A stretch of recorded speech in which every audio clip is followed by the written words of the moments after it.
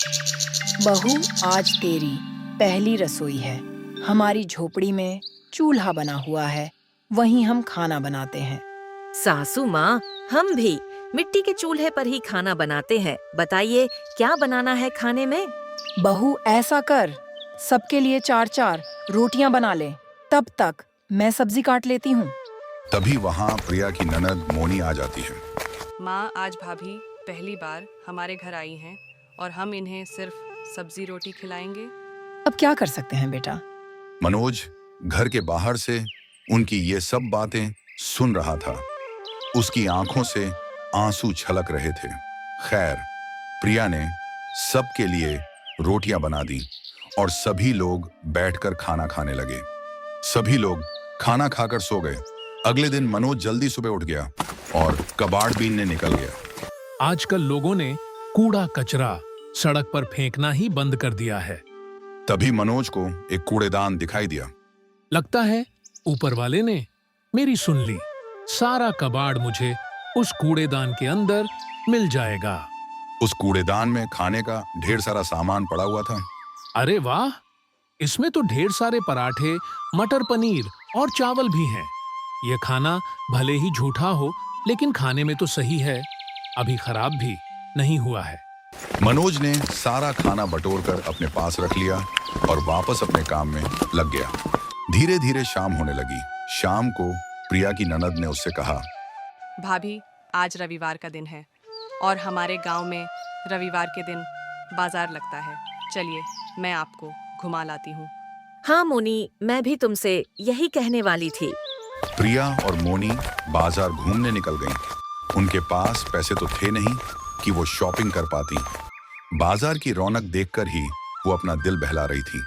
तभी अचानक से मोनी एक मोमोज के ठेले को बड़े ध्यान से देखने लगी। क्या हुआ मोनी, तुम्हें मोमोज खाना पसंद है क्या? भाभी, आज तक हमने कभी भी मोमोज नहीं खाए। बस देखकर ही मन बहला लेते हैं। चलो ठेले के पास चलते हैं, मोमोज की महक भी ले लेंगे। हाँ भाभी, ये आपने बिल्कुल सही कहा। दोनों ननद और भाभी उस मोमोज के ठेले के पास जाकर खड़ी हो जाती हैं। ये दोनों बस खड़ी थी। तभी ठेले वाले ने कहा, हाँ बहन जी, कितनी प्लेट मोमोज लगा दूं? अरे नहीं भाई साहब, हम तो बस देख रहे थे कि मोमोज बनते कैसे हैं। हमारे पास मोमोज खरीदने के लिए पैसे नहीं है। शाम हुई नहीं कि तुम जैसे भिखारी भीख मांगने तुरंत आ जाते हो। चलो निकलो यहाँ से, यहाँ कुछ नहीं मिलेगा फ्री में। चाचा, पागल हो गए हो क्या? हमने कब भीख मांगी आपसे? मोनी, चलो यहाँ से। इनसे बहस मत करो। हमारे पास पैसे नहीं हैं और हम यहाँ खड़े हैं। ऐसे में उन्हें लगा होगा कि हम भिखारी हैं। फिर मोनी और प्रिया मार्केट से अपने घर की ओर जाने लगती हैं। मोनी, मैंने उस ठेले वाले का मोमोज बनाने का तरीका देख लिया था। अगर मुझे मोमोज बनाने का सामान मिल जाए तो मैं उससे भी अच्छे मोमोज बना सकती हूँ। क्या बात है भाभी, आप तो बड़े तेज हो।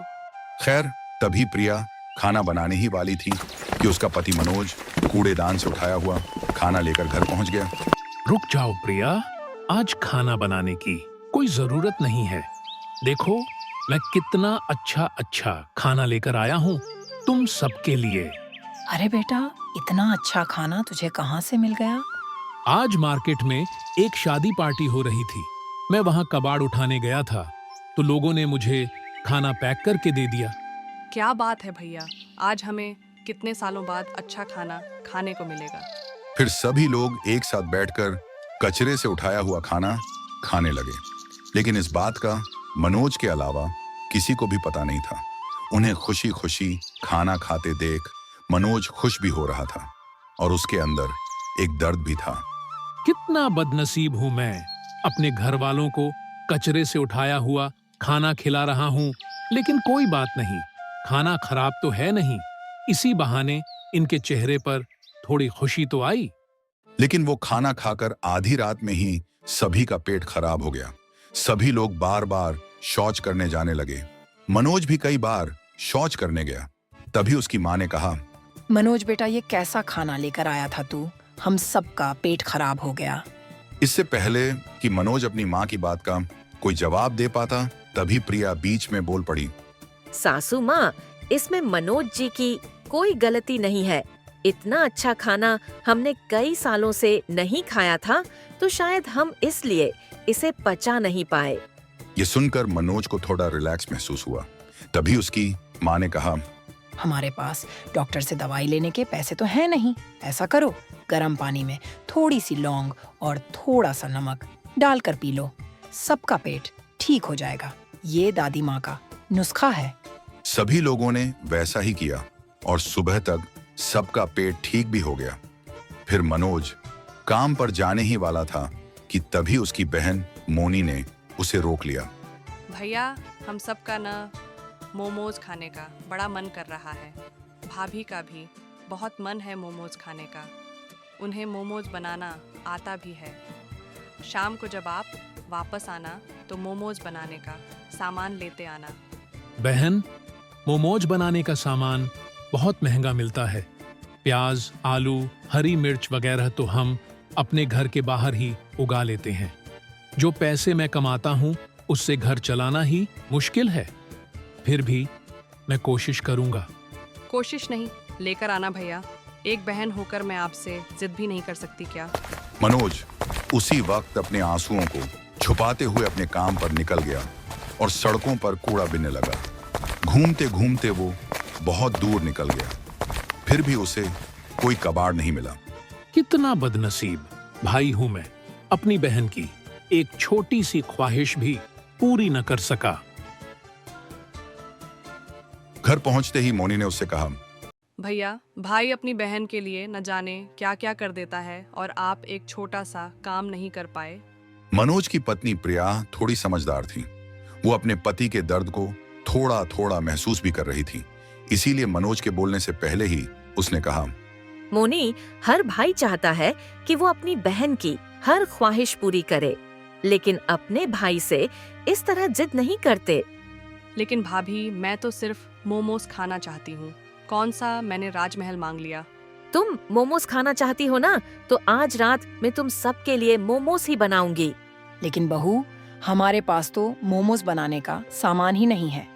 सासू माँ, हमारे पास आटा है, नमक है, तेल है, आग जलाने के लिए लकड़ियाँ हैं, खाना बनाने के लिए चूल्हा भी है। हमने अपने घर के बाहर हरी मिर्च, लहसुन, प्याज तो उगा ही रखा है। ये सब मिलाकर मैं इतने अच्छे मोमोज बनाऊंगी ना कि आप लोग उन्हें खाकर उंगलियां चाटते रह जाओ।